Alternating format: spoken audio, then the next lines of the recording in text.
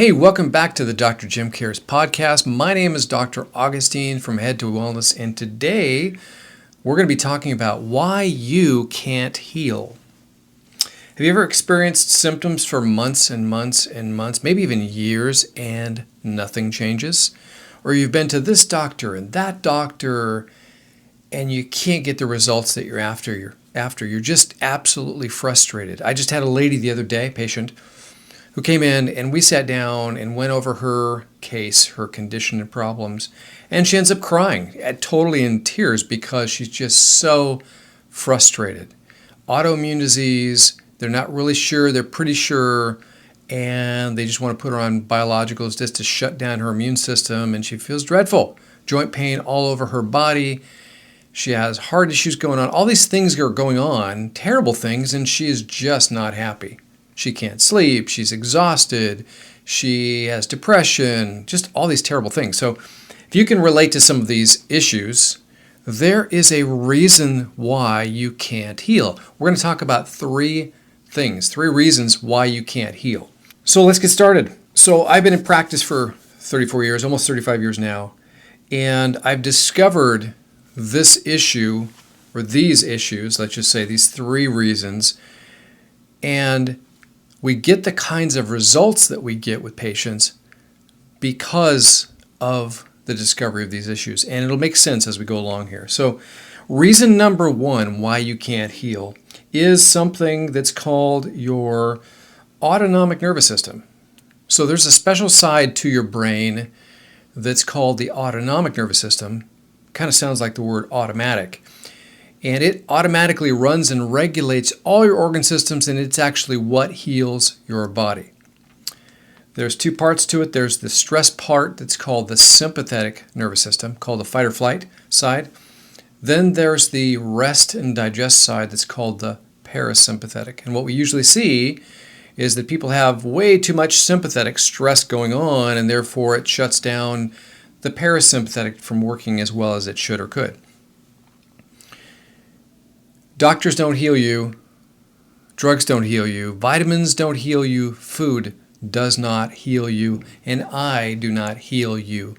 I do not cure, treat, or heal anything or anyone. It's always going to be you from inside out, and it's going to be directed by this special side of your nervous system. Now let's talk about this issue a little bit more. If truly your autonomic nervous system is in control of healing your body and it has big problems, and then you never measure it nor you never do anything about it, then guess what? You're not going to heal. And everything else that you do is going to be treating symptoms. That's a problem. So in having a particular test that we use, this is really amazing. Love this test. It's called heart rate variability. Heart rate variability. It's an EKG-based test. Not a pulse rate-based test, EKG-based test, and I've done thousands of scans on patients. What I've discovered is that people with dreadful illness, and that's the type of patients that for some reason I attract, dreadful illness from cancers and autoimmune disease and chronic illness, they also have dreadful problems in their autonomic nervous system. Now the people with great health have, guess what, great autonomic nervous system function. Amazing autonomic nervous system function. So if we can take these people that are dreadful and do something about their autonomic nervous system, guess what? They're going to begin to be able to heal. And it's been said, and this is where I got this from, because I had this testing, heart rate variability, for about 6 years before I could even change the results of it. Very, very frustrating. And I discovered in a journal article said, if 80% of the nervous system is above your spine, what are you doing about that, doctor? So, of course, that hit me up the side of the head, and I'm like going, maybe this is it. Maybe this is it. So I took my technology, my testing with me to a preview of what's called biocranial. I said, if you can change the results of this exam, I will do your work. And sure enough, it was the thing that really changes and improves the autonomic nervous system. How do I know? Because of objective testing called heart rate variability. It changes it every time. The only time it doesn't change is if you're dead, which that wouldn't be good either. So biocranial. Biocranial really does jumpstart and improve your autonomic nervous system. And therefore, that was a really big shift in my practice. We can actually now start to see these patients with all kinds of dreadful illness actually heal. And mind you, biocranial doesn't treat a patient. Biocranial doesn't cure anyone. It is always them from the inside out. We're just setting it in motion and letting the body do its job that it was designed to do in the first place. Biocranial, another thing that we can do as well, and I've learned this, and this has been also a huge shift in my practice, is something that we use. It's a technology that's called high voltage PEMF, or pulsed electromagnetic fields. It's an energy field that penetrates through the body, and we can charge up the brain and improve brain function. Great stuff. So reason number 2 why you can't heal is your cellular health. Cellular health. So imagine that you've been to all the doctors, and that's what I end up getting to see is these patients with all this, they've rheumatoid arthritis, lupus, autoimmune brain, multiple sclerosis, all these terrible conditions. And they've been to all the doctors. They've been to medical doctors. And of course, that's very short-lived because patients are pretty darn smart. They're like, you know what, I'm not getting anywhere. All they're doing is putting me on drugs, suppressing my immune system. And I don't like the side effects and risks associated with that. Plus, these medications are so expensive. So a lot of patients are working to even just to pay their pharmaceutical bills. It's that terrible. So they'll come to see me, and even if these patients were on the most perfect and pristine diet, getting the best and finest nutrients and herbs in the world, nothing will change because it's going in one end and out the other end, and nothing is getting into their cells. So go with me back to, this must have been at least 20 years ago. Older patient, had a history of breast cancer. She had a mastectomy on the right side.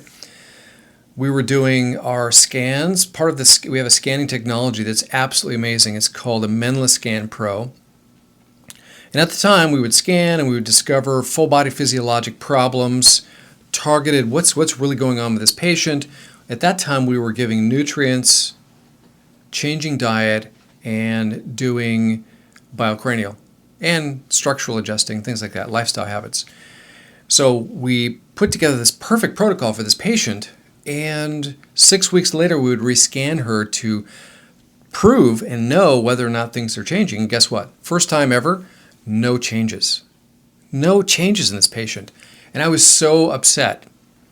But again, here's another turning point for me, and I always blame it on God. God brings things into my life at certain points for certain reasons. In this case, I was really upset with this. So right after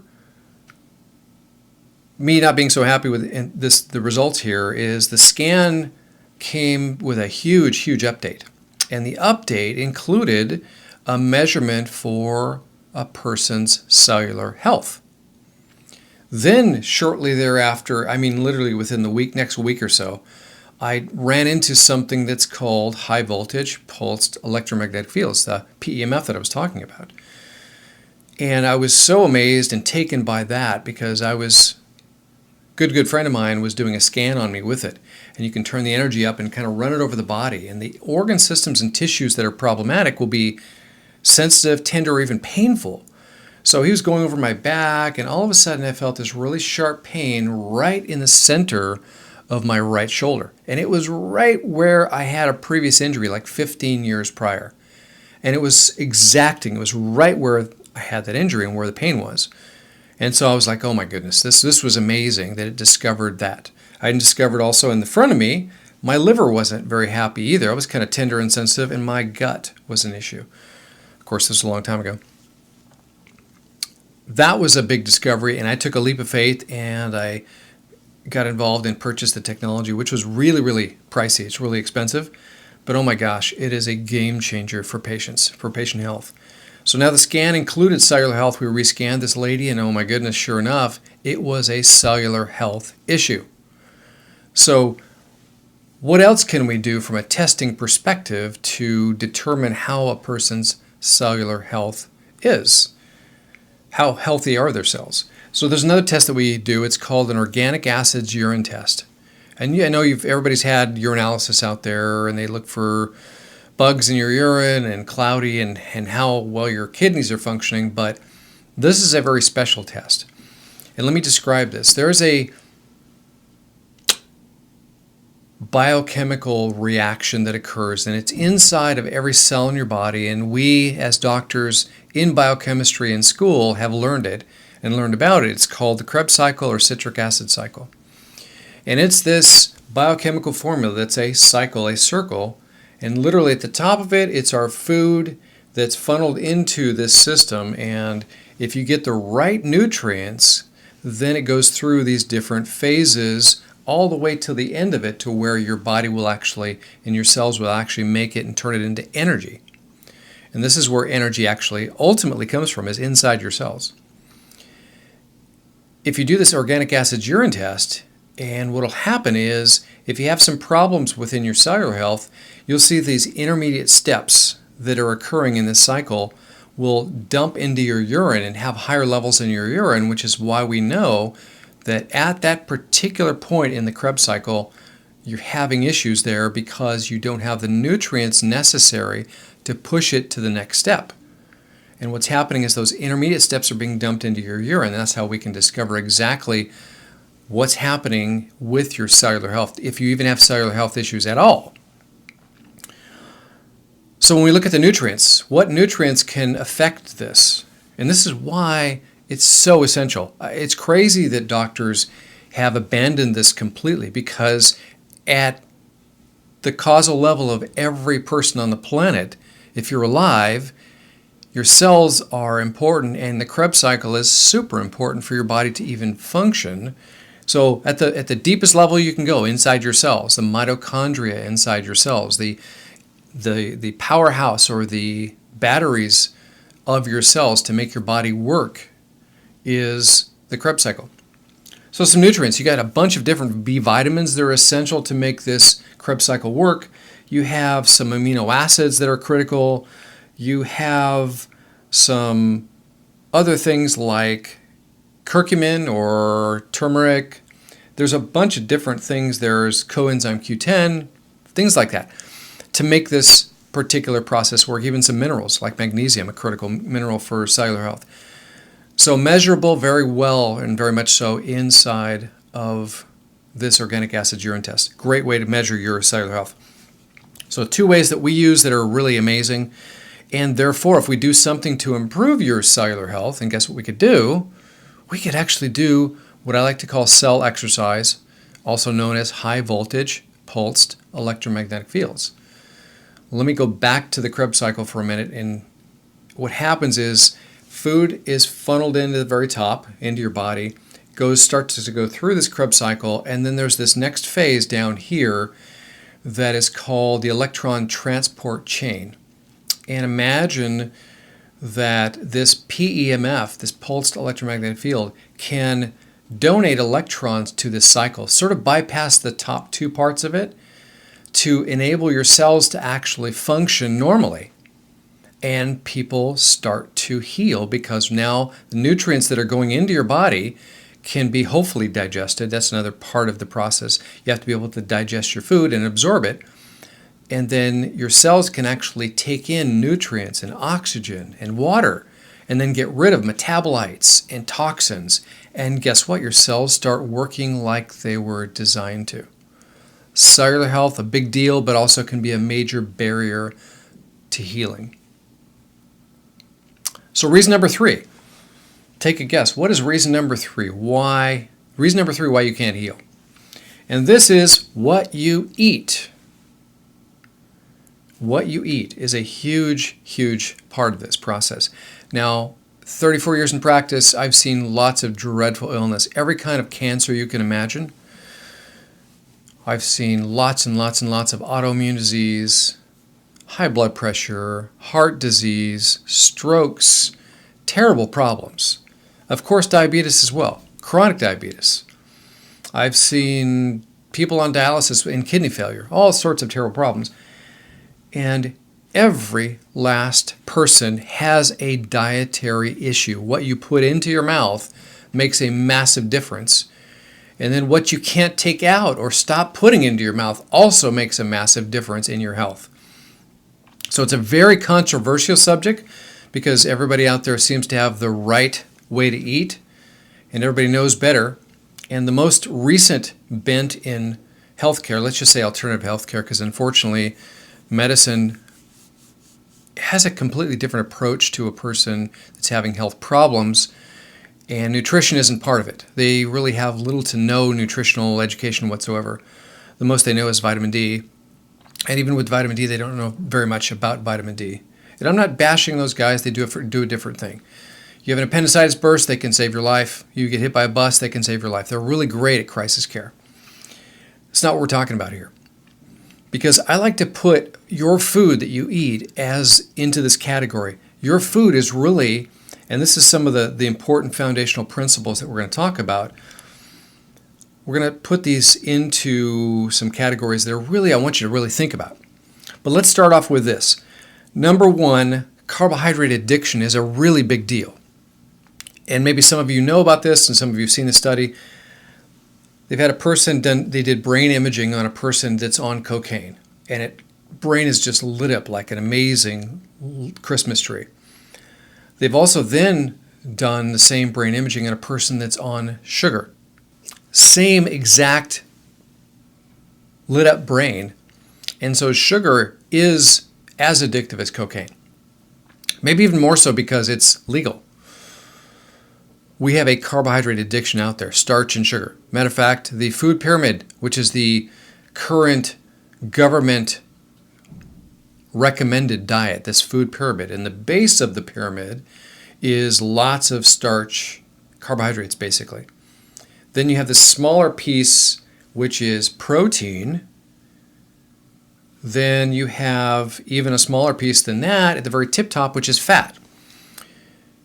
And literally this thing should be flipped upside down, but everybody is so addicted to starch and sugar. And the problem with that is that it corresponds with 1 out of every 3rd person. 1 in 3 has prediabetes. Now, why is prediabetes or diabetes such a big deal? It's because it causes heart disease. And heart disease is still the number 1 killer in the United States. So big deal, starch and sugar.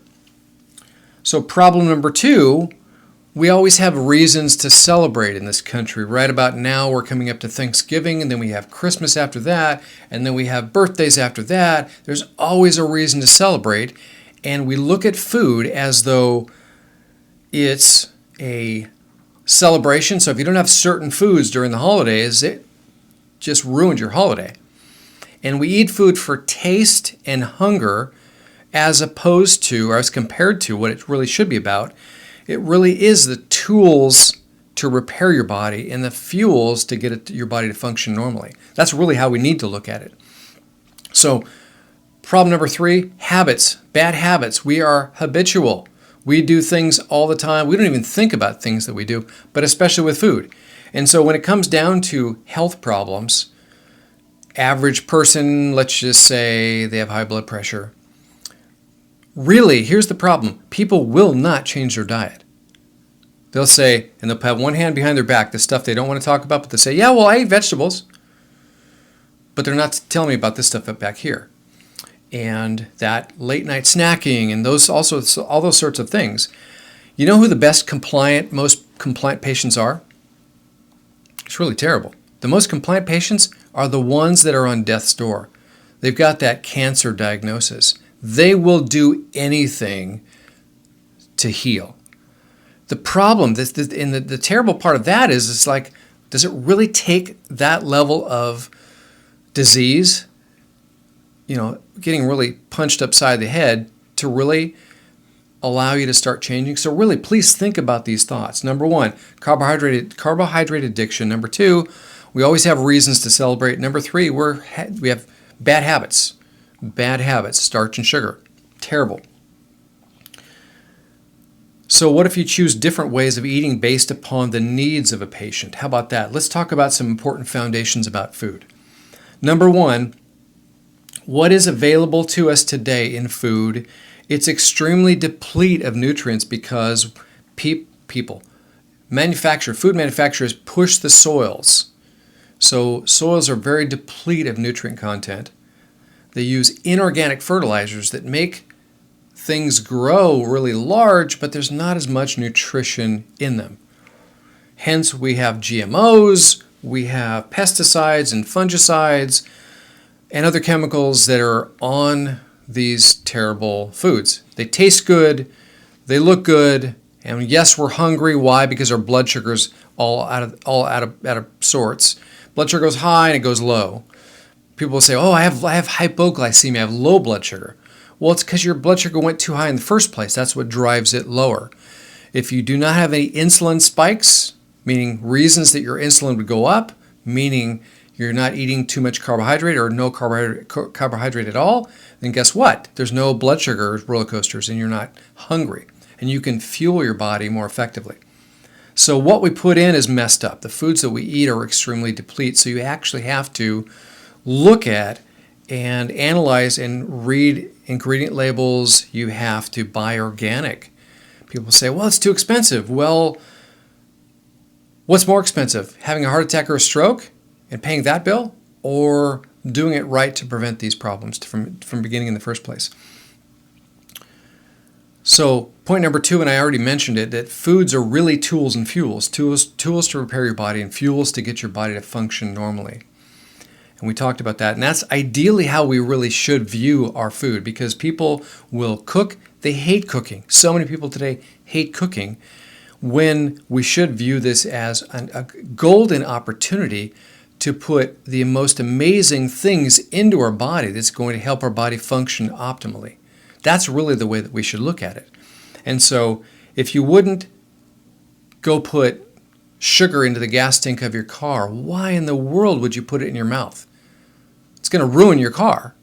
Well, gee, what's it going to do to your body? Probably more precious than your car. So number 4, can you really change what you eat? Think about that. Can you make a permanent lifestyle change so that many problems in your body are solved? Because classically, here's the classic example.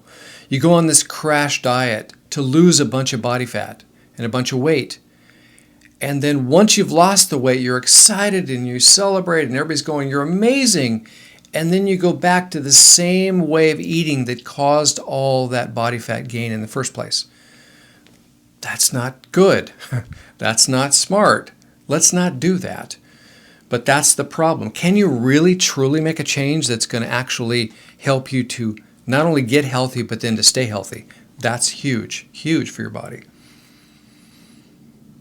And a universal truth, and this is the truth. There's no argument.